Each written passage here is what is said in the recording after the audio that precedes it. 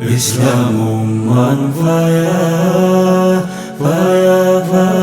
caalu waan tokko hin gartu ishii kama laalu badhaasa Ilaahii ilma namaaf laatu qabeenyaaf jabina tokko hin argatu.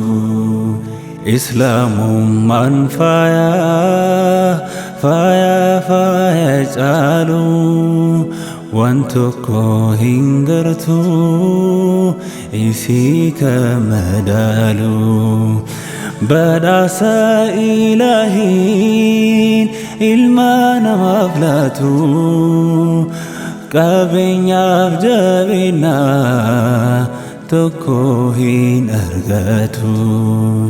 Sirrii dhalli namaa baasu osoon turiin bardiigama seera mootii dachiisamii ukkaamsu yoom danda'ama. Midhaaksituu jiruu namaa faayaa qalbiin tahaaramuun irtuu adlii fi haqummaan ifni isii yoomuun dhaamu. Gola seenaa keessaa seenee sona seenaa banee laalee Islaamummaan akkam turte jaarraa dhufee dabree kalee. Osoo deemtee seenaa laaltee hamilee kee waan ol kaasu jaarraa Qur'aanni hoggansaan nama kamuu wal qixxeessu. Dacheen guutuun qaroomtee beekiin utuu dachee jijjiiree seenaa bara homoon jirree hamtuun bareetti daraaree. Hoggansi Islaamaa kuffisee walqixxummaaf bakka kennee amantii gaarii argachuun jabeessee gabbisaa onnee. Islaamummaan faaya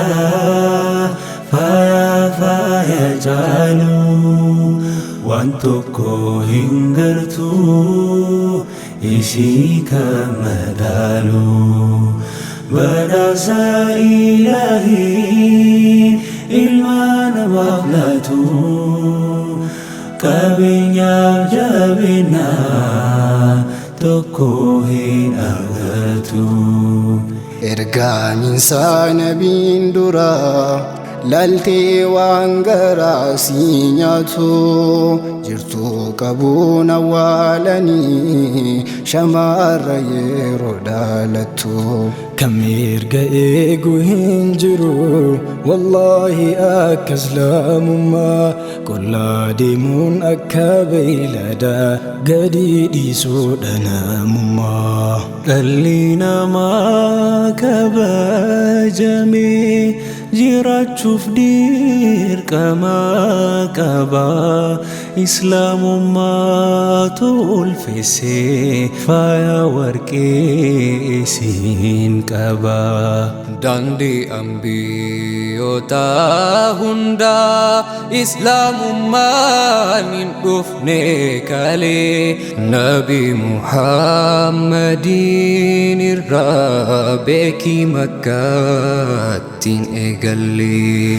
Lakkii isin jaarraan qabdu daandii ambiyyoondaatiin Islaamummaan kan hin dhufne hubannoo salphaasan gatii. Abbaa keenyaa Adam irraa daddarbee nu dhaqqabee Nabi Nuuhii fi Ibraahimiin fagoo irraa nu dhaqqabee.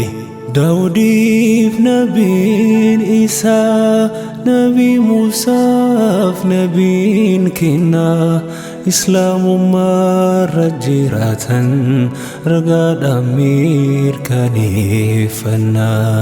islaamummaa irratti dhalata wallaahi cufti ilma namaa hangumaa inni dhalate yahudallee tasiifama.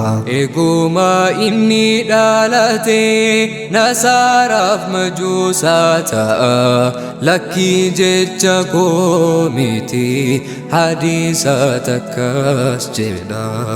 Nuti tuuta rabbiin guddaan sadarkaa isaanii ol kaasee xiqqeenya guddaa mudataa namni islaamummaa dhiisee. Faaya caaluu calaqqisa warqii daandii sirrii ibsaa jiru islaamummaa rammaqee. islaamummaa qofaan argi hambaru daandii jannataa isirraa maqxee taanaan jahannamtu si eeggata. Badhaasa Ilaahii ilma namaaf laatu qabeenyaaf jabinaa.